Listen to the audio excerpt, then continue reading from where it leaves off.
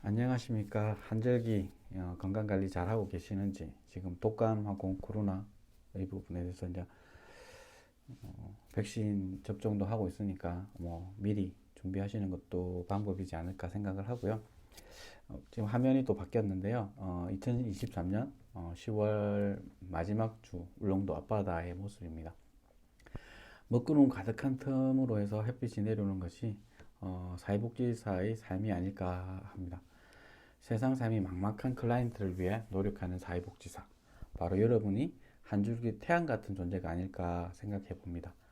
최근 저희 휴대폰이 카톡이나 전화로 많이 울려대고 있습니다. 여러분들과 소통을 위해, 여러분들 간의 소통을 위해 활용하고자 했던 구글 독스는 너무나도 조용한데 말입니다. 팀 프로젝트 어떻게 하고 계신가? 잘하고 계시겠죠? 멋진 결과를 기대하고 있습니다. 저도 지난 3월부터 시작했던 사회적 경제 리더 과정 졸업식 11월 25일 날 졸업식을 하는데요. 정신없이 결과물을 만들기 위해서 노력하고 있습니다. 1차 성과로는 경상국립대학교와 한국사회서비스 한국사회적기업진흥원이 공동으로 주관했던 사회적 경제 아이디어 공모전에서 우수상이라는 그래서 이제 경상국립대학교 총장상을 받게 되었다는 자랑 아닌 자랑 좀 해보고요. 최종 프랙티컴이라는 발표를 위해 여러분들과 같은 방법으로 온라인, 오프라인 모임을 통해서 논의를 진행하고 있고, 각 분야의 전문가들이다 보니까 저희들도 마찬가지로 한 달 이상은 서로 자기의 주장, 의견 이런 것들을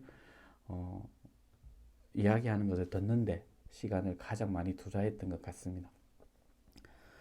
그러면서 노인으로 갔다가 장애인으로 갔다가 아동 청소년 쪽으로 갔다가 왔다 갔다 하는 부분들, 그 속에서도 그러니까 사회 서비스 부분이기 때문에 돌봄에 대한 부분들에 대한 주제를 이제 정리하고 어떻게 펼치는 것이 중요할 건가에 대한 고민들을 계속 해오고 있다가 결론을 못 내렸죠. 다시 원점으로 돌아가고 또 하고 이런 과정들을 거쳤습니다. 수없이 계속 반복하고 마감이 이제 한 달 정도가 남겨진 상황에서 팀장을 중심으로 해서 누구나 만족할 수 있는 여행 플랫폼이라는 아이디어를 도출했고, 그것을 위해서 논문, 기사, 관련 데이터, 설문 등을 통해서 공모전에 일단 내고 그것을 이제 구체화시키는 부분들을 해서 최종 10월 21일 날 발표하는 시간들을 가지게 될 겁니다. 그래서 그 이전에 11월 18, 19일 같은 경우에는 1박 2일로 멀진 않지만 경남 전역에서 모이다 보니까 저는 별로 안 먼데 이제 진주나 이쪽에서 보면 멀죠. 양산에서 워크숍을 1박 2일 진행합니다. 최종 정리해서 이것을 이제 발표하는 것까지도 만들어내는 작업 잘 돼야 될 거라고 생각하는데 쉽지는 않겠죠. 이러한 경험이 여러분들이 지금 현재 팀 프로젝트 하는 것도 마찬가지라고 생각을 합니다. 여러분들의 사회복지사 그리고 삶에 꼭 필요한 내용이 될 것이라 확신해 봅니다. 의견에 맞지 않다고 우리의 걸음을 멈출 수는 없지 않을까 생각하고요. 한 걸음 한 걸음 소통하면서 걸어가는 것들이 소중함을 잊지 마시길 바라고 힘내시고 내가 아닌 우리가 함께 열정을 담아서 할 수 있는 프로그램을 준비해 보시길 응원해 봅니다. 학교에서도 여러분을 위해 많은 것들을 담기에 노력하고 있습니다. 이 부분들 한번 챙겨가시면 좋겠고요. 수업 아마 발표 이후에 수업이 진행될 때는 또 다른 방법이 있다라는 것들도 한번 보여드릴까 준비는 하고 있습니다. 그 부분은 한번 보시면 될 것 같고요. 그래서 학교에서는 다양한 특강 이런 것들을 준비하더라고요. 그래서 11월 18일은 다음 주죠. 그러니까 수업에는 10시부터 그러니까 주말반 1월 2학년 통합해서 저번에 이야기했던 사회적 경제에 대한 이야기들을 좀 더 깊게 심도 깊게 하기 위해서 제가 소속돼 있는 신어마을 사회적 협동조합에서 준비를 하고 있고요. 구체적인 내용은 저도 함께 수업을 하고 난 이후에 2학년 여러분들은 이제 강의실로 올라가서 짧은 시간이겠지만 팀 프로젝트에 대한 힘든 점이나 소통의 시간들을 가지려고 합니다. 그때 미리 현재까지 진행된 상황과 안 풀리는 것 그리고 조금 애로점이 있는 부분들을 미리 좀 정리해서 오시면 소통하는데 더 좋을 것 같고요. 팀장님들이 고생하셔야 할 듯 합니다. 그리고 발표조도 그러니까 발표하는 것들도 짜야 하기 때문에 이후 일정에 대해서도 논의하는 시간이 될 듯 합니다. 그리고 초중반을 대상으로는 12월 27일 이제 예정인데요. 오후에 그러니까 광주에서 이제 저하고 이제 계속적으로 소통하고 있었던 친구가 친구는 아니죠. 이제 청소년 문화집 원장님으로 계시는 분을 초빙해서 그러니까 프로그램 기획과 작성에 대한 특강 이런 게 준비가 되고 있습니다. 우리의 미래를 위한 준비를 함께 해보는 것들 어떨까 생각을 하고요. 이제 뭐 그런 부분들이 있다. 그리고 뭐 진행되는 특강은 여러분들이 한테 필요한 부분이 될 거니까 빠지지 말고 듣는 것도 좋은 방법이지 않을까 생각을 하고요. 자, 오늘 수업 한번 들어가 보도록 할게요. 그러니까 어떻게 보면 여러분이 담아야 될, 팀 프로젝트에 담아야 될 마지막이라고 보시면 될 것 같아요. 지난주에서 이번 정도 10장 프로그램 평가의 실행에 대해서 알아보도록 하는데요. 평가가 뭐 뜬구름 뭐 아무 상관없이 오는 게 아니라 당초에 세웠던 계획에 의거해서 진행되는 것들이라는 걸 잊지 말았으면 좋겠고, 첫째 프로그램 평가에 의해 둘째 프로그램 평가의 방법에 대한 부분입니다. 준비되시면 천천히 따라오시도록 했으면 좋겠네요. 먼저 이제 프로그램에 대한 평가는 프로그램 역량을 측정하거나 프로그램의 품질, 혁신, 성과 향상 등을 위해 반드시 필요한 부분입니다. 이를 위해 프로그램 평가의 이론적 모형이나 프로그램 평가의 유형, 평가 기준, 평가 요소를 이해하는 것이 우선되어야 하고, 효과성 평가, 효율성 평가, 질적 평가와 기타 방법의 평가들이 있습니다. 먼저 저희들이 프로그램 평가의 이론적 모형에 대해서 간단하게 알아보는 시간을 가지고, 이론적 모형에는 목표 달성 평가 모형과 CIPP 평가 모형, 제4세대 평가 모형, 논리 모형 등이 있는데, 첫째 평가 달성, 목표 달성 평가 모형 같은 경우에는 프로그램에서 설정한 목표와 참여자들이 실제로 성취한 수준을 비교하는 데 초점을 두는 모형으로, 프로그램이 목표로 설정하지 않았던 다른 효과를 그러니까 에 대한 의미를 부여할 수 없는, 놓칠 수 있는 부분이 한계가 존재합니다. 다시 말해서 의지하지 않았던, 그러니까 계획에 담기지 않았던 것들은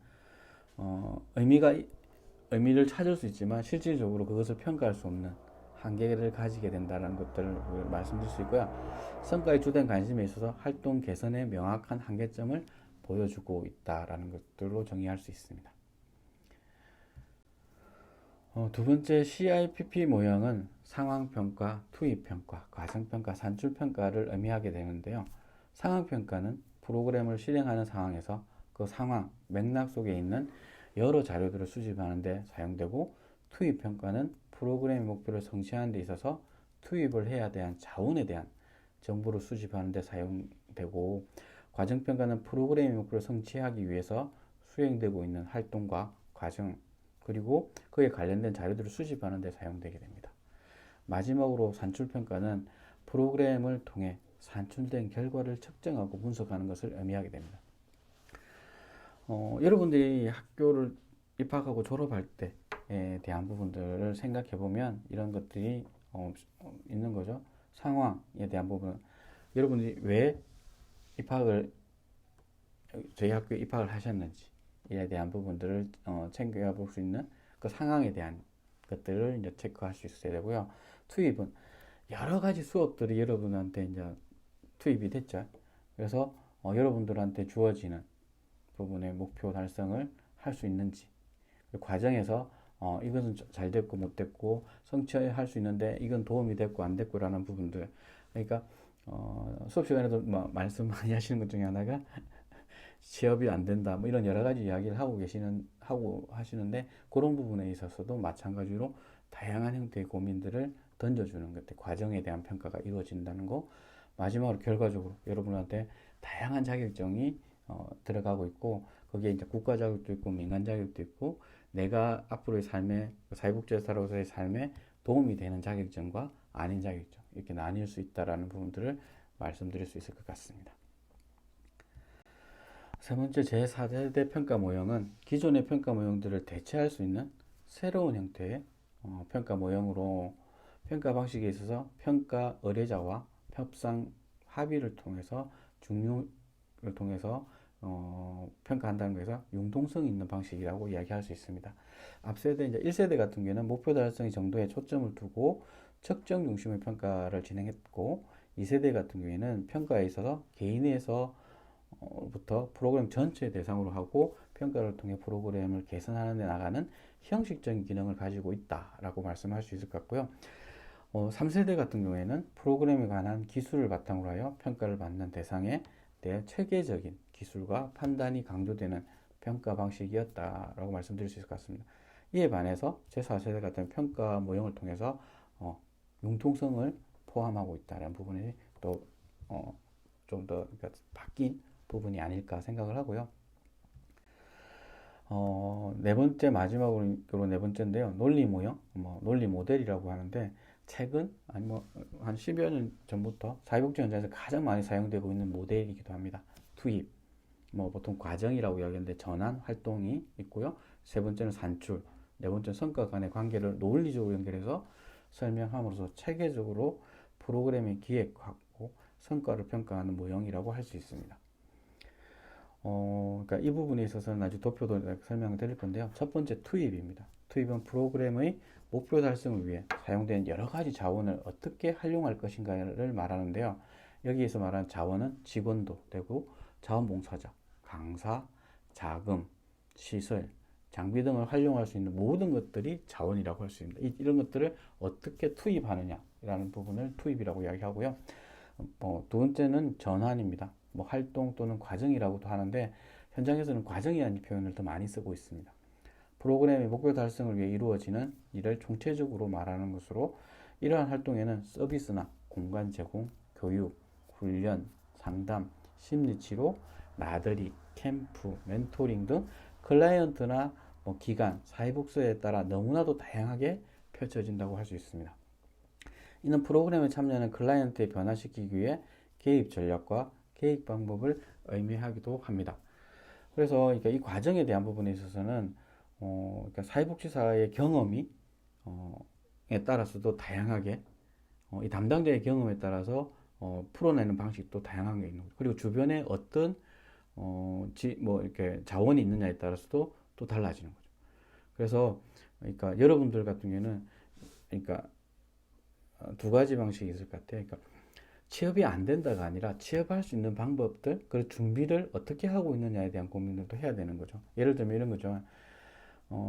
제가 수업 시간에도 누누이 이야기 드렸던 부분 중인데 여러분들은 가진 경험을 어떻게 활용할 건가에 대한 부분들을 찾아내는 것들이 중요할 수 있다라는 말씀. 이 부분은 이제 여러분하고 이제 풀어나가야 될 부분 중에 하나인데요. 늦었다고 생각할 때가 가장 빠르다라고 이야기하는 거죠.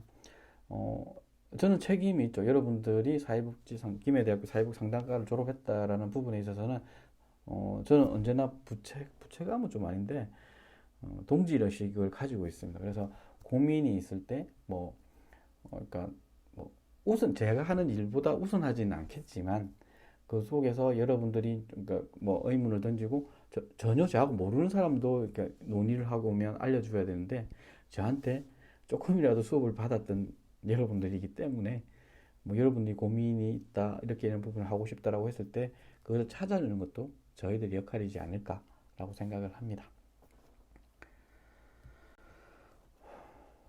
그리고 세 번째 산출입니다. 산출은 프로그램 활동의 결과로 나타나는 직접적인 산출물, 결과물이라고 말하는데 양적 형태로 나타나게 되고 이를 프로그램 수행 실적이라고 이야기도 합니다. 예를 들면 상담 건수가 될 수 있고 참석한 클라이언트의 인원수, 배포된 교육 자료 또는 홍보지의 숫자, 교육 시행 횟수, 식사 배달의 횟수, 서비스 제공 시간 이런 것들이 다 포함될 수 있는 거죠. 그래서 수행 실적이라고 하면 1박 2일을 그러니까 연인원으로 표현하기도 하고 아니면 횟수로도 표현하기도 하고 다양한 형태로 표시를 하게 있습니다. 그런 부분들을 사전에 다 검토를 하는 거죠. 그러니까 몇 개라고 표현할 수도 있고 몇 회라고 할 수도 있고 이런 부분들이 다 존재하게 되는 거죠. 한 번이라고 하지만 실이론이 많은 경우도 있는 거고요. 1박 2일인데 2명을 데리고 갈 수도 있는 거고 이게 따라서 달라질 수 있는 연인원이 달라질 수 있습니다. 네 번째 성과입니다. 성과는 프로그램에 대한 참여를 통해 참여자가 얻은 변화, 효과, 이익, 혜택 등을 말하는데 이는 클라이언트의 지시, 기술, 태도, 행동, 가치, 지위, 상황 조건, 환경 등의 변화와 관련된 모든 것들을 의미하게 됩니다. 예를 들었다면 뭐 들어보면 직장을 구했다, 가계 소득이 늘었다, 뭐 읽기 능력이 향상됐다, 학습 기술이 향상됐다, 뭐 갈등 상황이 뭐에 대한 부분이 효과적으로 대응을 했다, 가족 화합의 필요성을 인식했다, 뭐 가족 역할에 대해서 이해를 했다. 뭐 어떤 형태로든 그 부분에 변화가 있다면 이것들이 다 성과가 되는 거죠. 그럼 예를 들어서 이런 거죠. 진행을 하니까 반대 역효과가 나타났다. 이거는 성과일까요? 성과가 아닐까요? 실질적으로는 성과라고 봅니다. 마이너스 성과라고 이야기하지만 그 부분이 원인을 찾아내야 성과로서 그것을 이야기할 수 있으니까 원인을 제거하거나 원인을 뭐 이렇게 했을 때 플러스 성과로 돌아설 수 있기 때문에 예전에 저희가 운영했던 지역아동센터 뭐 이런 부분 제가 이제 실장으로 있었던 보면 아니면 저희 그 했던 건데 가족 간의 소통이 어려워하는 경우들이 있었습니다. 그래서 사회복지사가 가족 구성원 전체가 참여하는 가족 회의를 함께 진행하면서 요 부분 이렇게 했으면 좋겠다 뭐 이렇게 하면 그 방법을 알려주는 그리고 소통하고 대화하는 방법들을 교육하고 그러면서 소통의 필요성에 대해서 그리고 방법에 대해서 효과에 대한 것들을 체험할 수 있는 기회를 제공하는 것들 이렇게 통해서 그 부분의 성장을 이끌어내는 것들이 중요한 역할을 하고 있었죠. 그래서 가장 중요한 것은 직접 체험하게 하는 것을 잊지 말았으면 좋겠습니다. 체험만큼 효과적인 건 없어요. 그래서 초등학생들 대상으로 체험학습, 교과서 체험여행 이런 것들도 하고 있는데 거기에 뭐 부모님이 바쁘셔서 못하는 이런 일들이 있기 때문에 뭐 제가 이제 운영하는 여행사가 그걸 대행하려고 하는 이런 기획들도 만들어지고 있지 않을까 생각을 합니다. 프로그램 성과는 뭐 단기간에 뭐 나타나는 경우가 있을 수도 있습니다. 하지만 프로그램이나 클라이언트의 특성, 기관의 역량 등에 따라서 성과가 오랜 기간을 통해 단계적으로 천천히 나타나는 경향을 두고 있습니다. 이러한 투입, 과정, 산출, 성과의 도식은 화면에 보이는 표와 같습니다. 투입은 프로그램에 투입된 뭐 자원을 이야기하게 되고 아까 설명을 다 했습니다. 다시 한번 요약해 보면 과정은 프로그램의 목적 달성을 위한 일, 활동들이라고 이야기할 수 있고 산출은 프로그램 활동에 산출되는 뭐 결과물들 그리고 성과는 프로그램 참여 중 또는 참여 종료 후에 참여의 변화, 혜택 등이라고 할 수 있는데 이것들을 뭐 예를 들어 보면 투입에 있어서는 직원의 근무 시간, 자원봉사자의 자원봉사 시간, 재원, 예산이 되겠죠. 시설, 공간, 장비, 비품 등이 투입에 대한 부분이 될 거고요.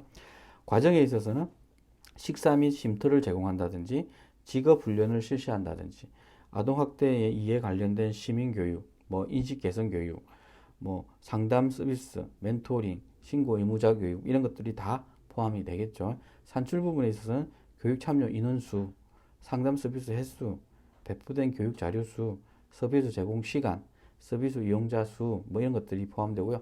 마지막으로 성과의 예시를 보면 새로운 지식을 습득해 운전 면허가 될 수도 있는 거고 향상된 기술이 뭐가 있는지 직업 및 의사소통 기능이 향상됐는지 대화하는데 부정적인 대화가 아니라 좀 긍정적으로 이것을 표현해내는 부분이 있는지 그리고 행동성의 변화 뭐 예전에는 그러니까 뭐 편식이 심했다면 실질적으로 이 부분을 어떻게 극복해냈는지 그리고 행동 뭐 상황 개선, 생활 여건의 변화, 사회적 지위의 변화 등이 있습니다. 이것들이 논리적으로 연관성을 가지고 있어야 논리 모델이 되는 거고요.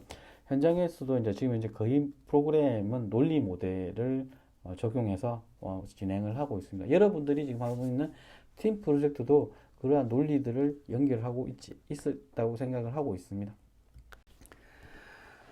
두 번째 프로그램 평가 유형입니다. 유형에 대해서 보면 첫째 형성평가와 총괄평가, 둘째 양적평가와 질적평가, 세 번째 적합성평가와 메타평가, 네 번째 내부평가, 외부평가, 마지막으로 다섯 번째는 수행평가 이런 것들이 있습니다. 먼저 형성평가와 총괄평가를 살펴보면 형성평가는 프로그램을 운영하는 중에 수행하는 평가를 말하는데 이제 과정평가라고 부르기도 합니다. 형성평가를 실시하는 목적은 프로그램 실시하면서 나타난 문제점들을 수정하고 보정하는 부족한 부분들을 보완하기 위해서 평가를 통해 프로그램에 형성해 나간 뭐 이런 것들을 이야기하고 있습니다. 만들어 나간다는 의미가 또 포함되어 있습니다. 그리고 의미가 담겨 있기 때문에 그 부분들을 과정의 속에서 변화를 이야기하고 있고요. 총괄평가는 프로그램이 완결되는 시점 또는 프로그램이 종료된 후에 실시하는 평가로 결과평가라 말하기도 합니다. 총괄평가를 실시하는 목적은 프로그램의 최종적인 성과, 결과를 파악하는 것으로 목적에 따라 효과적인 평가 그리고 효율성 평가로 구분할 수 있습니다. 그리고 이제 양적 평가와 질적 평가를 한번 보면 양적 평가는 평가를 목적으로 수집하는 자료가 계량화된 숫자로 표시가 되는 수치화할 수 있는 이렇게 이론에서 사실로 찾아가는 연역적 방법으로 분석을 하게 됩니다. 질적 판결은 관찰, 인터뷰 등을 통해 수집된 질적 자료를 개별적이고 특수한 현상이나 사실로부터 일반적인 이론, 결론, 이론을 이끌어내는 기납적 방법에 분석하여 활용되는 방법이라고 할 수 있습니다. 그리고 세 번째 적합성 평가는 프로그램에 대한 평가를 하기 전에 그 프로그램의 가치를 파악하는 것에 의미를 두는 것으로 해당 프로그램이 의도한 목적을 달성했는가에 따라에 대한 초점을 두고 있고 반대는 아니죠. 메타 평가는 평가에 대한 평가를 하는 것을 의미하는데 이미 수행된 평가에 대해서 평가 과정과 평가 결과 등을 여러 차원에서 종합적으로 평가해 나가요. 그 속에서 성과가 어떤 것이 있는지 어떠한 문제점들이 있었는지를 찾아내는 이런 부분들이라고 말할 수 있을 것 같습니다. 그래서 그리고 이제 다음은 평가 주체에 따라서 내부 평가인가 외부 평가인가로 나눌 수 있습니다. 내부 평가는 프로그램을 실시하는 내부 인력 또는 해당 기관의 조직 구성원에 의해서 이루어지는 것으로 지금 예를 들면 이런 거 있죠. 그러니까 지금 시설에서 하고 있는 1년에 그 프로그램에 대한 성과의 반기 평가라든지 아니면 분기 평가를 통해서 제대로 가고 있는가를 평가하는 내부 직원에 의해서 그 속에서 그거는 이제 함께 할 수도 있고 개별적인 평가도 있을 수 있습니다. 그리고 조금 더 이제 간다면 그 법인에 의한 평가도 외부 평가라고 보기에는 벌써 내부라고 볼 수 있겠죠. 그리고 외부 평가는 외부 전문가에 의해 평가되는 것을 의미합니다. 그래서 그러니까 앞에 말했던 내부 평가는 보통 사업이나 프로그램에 수행하면서 이것이 올바른 게 당초의 목표에 맞춰서 진행되고 있는지를 평가하면서 수정 보완하면서 최종적인 결과물을 도출해내는 것들이 목표라 한다면 외부 평가에 대한 표적인 것은 복목지부에 있는 시설들을 평가하는 시설 평가. 저도 이번 여름에 5월, 6월 달에 이제 여수하고 순천 이렇게 갔다 왔던 시설 평가가 대표적인 외부 전문가들이 들어가서 그것을 평가하는 부분이라고 할 수 있겠죠. 외부 평가를 하는 부분은 객관성에 대한 이야기들을 담고자 하기 위함입니다. 그래서 내부 평가는 객관적이보다는 그 사업의 결과물에 대한 고민들이 많다면 외부 평가는 이 사업의 객관성을 부여함으로 해서 지역사회 속에서 역할들을 역할들이 우리 전문성을 가지고 있다라는 것들을 표현하기 위한 것들이라고 할 수 있을 것 같습니다. 마지막으로 그러니까 수행평가는 투입, 과정, 산출, 성과와 관련된 핵심 변수들을 모두 포함하고 있기 때문에 기존의 성과 중심의 평가보다는 더욱 포괄적인 평가라고 할 수 있고 교재 162페이지에 보면 수행평가의 촉진된 항목의 예시가 있습니다. 투입은 아까 얘기했던 이렇게 산출 생산하기 위한 사용된 자원인데 사례로는 사용된 비용이나 실무자의 활동 시간, 자원봉사자의 시간, 여러 가지 분야가. 근데 대표적으로 하면 예산이 되는 겁니다. 두 번째 산출 같은 경우는 생산된 단위 양의 수, 양, 업무량과 관련된 지표들이 행동 지향적이고 측정 가능하며 보통 관리적 통제하에 있다라고 이야기하고 있는데요. 사례는 면담한 사람의 수, 배포된 자리 배포 수, 방과후 프로그램에 참여한 아동 수, 아동 학대 신고 건수, 이런 것들이 여기에 포함이 되겠죠. 이제 효율성 부분에 있어서는 산출된 단위에 사용된 투입량 이런 것들이 되고 서비스당 비용, 클라이언트당 실무자들의 수행하는 비용 이런 것들 있죠. 저희가 이제 아이들 데리고 울릉도 여행을 가면 시간 그러니까 1인당 단가가 얼마다 이런 것들이 여기에 포함되겠죠. 서비스의 품질, 클라이언트들이 프로그램에 만족하는 정도, 정확히 그리고 적절히 서비스가 제공되고 있는 데에 대한 정도를 표현하는데 여기에는 이제 만족도 이런 것들이 들어가겠죠. 마지막으로 그러니까 성과의 부분은 프로그램과 연관된 실적 결과, 서비스를 제공하는 궁극적인 이유에 대해 초점을 맞추고 있고 이직률의 감소, 탈북 수급자의 비율, 1년 이상 직업을 가지고 있는 자활 참여자의 비율 이런 것들이 여기에 표현된다고 생각할 것 같고요. 그래서 여기 이제 1차시 수업은 이렇게 좀 종료를 하고요. 2차시 연결되는 부분을 쭉 들었고 진행했으면 좋겠습니다. 잠시 후에 뵙겠습니다.